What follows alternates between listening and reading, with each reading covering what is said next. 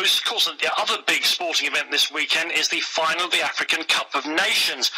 One very predictable finalist in the form of Nigeria, of course, on the superpowers of African football. One very unpredictable finalist in the form of Burkina Faso, who were 40-1 outsiders with the bookies before the tournament started. To help me preview the final, I'm delighted to say we're joined by the former Derby County, Inter Milan, and much other AC Milan as well defender.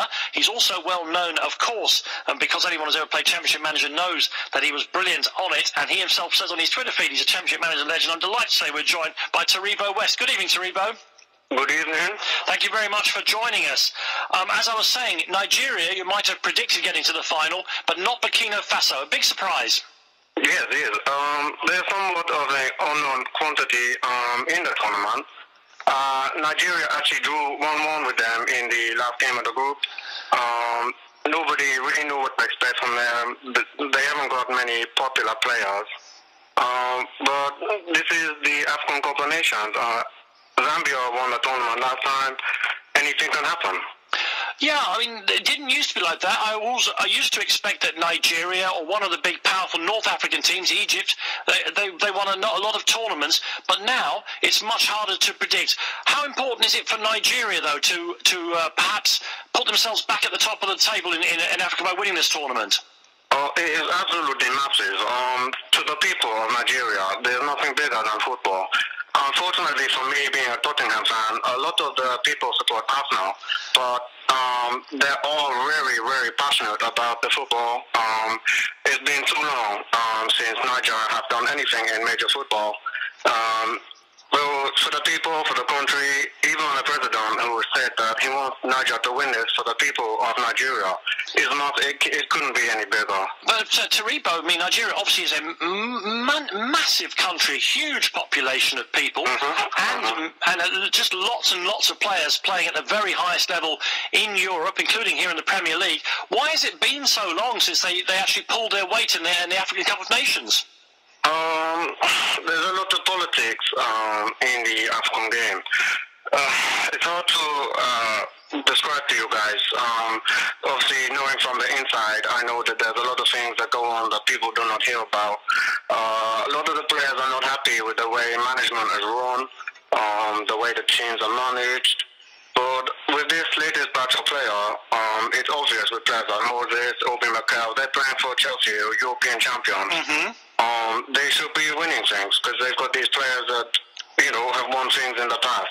And hopefully, for me, for everyone in Niger and for North Africa, it's good for football, it's good for Niger. I just hope we can win, Let me take a wider question for you, Taribo. I mean, obviously, we now see the big leagues in Europe not dominated necessarily, but absolutely packed with brilliant players from all over the African continent.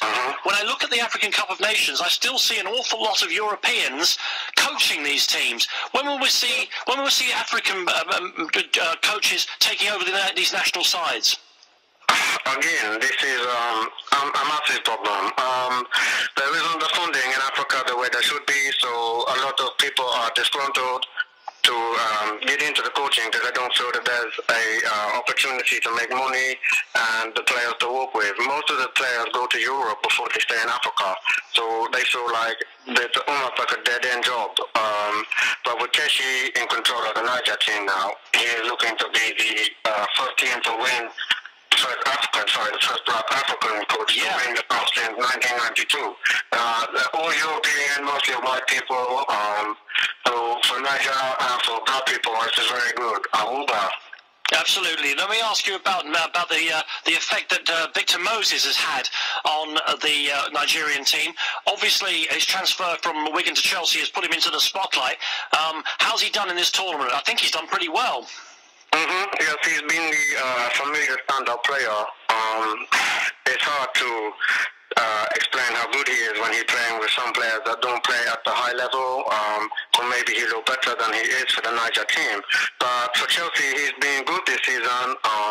He's taking his chances, he's scoring goals, and he's so powerful. He's just a young man, just a young man. To score goals and to push players around the way Moses does, it's quite incredible, And Taribo, I mean, I've always enjoyed watching you play, and I also loved your haircuts. And then, of course, you saved me a number of times in Championship Manager when I've bought you at various times to shore up my defence. And now I understand you're a Spurs fan as well. This is you're becoming my favourite footballer. How did you get to be a Spurs fan?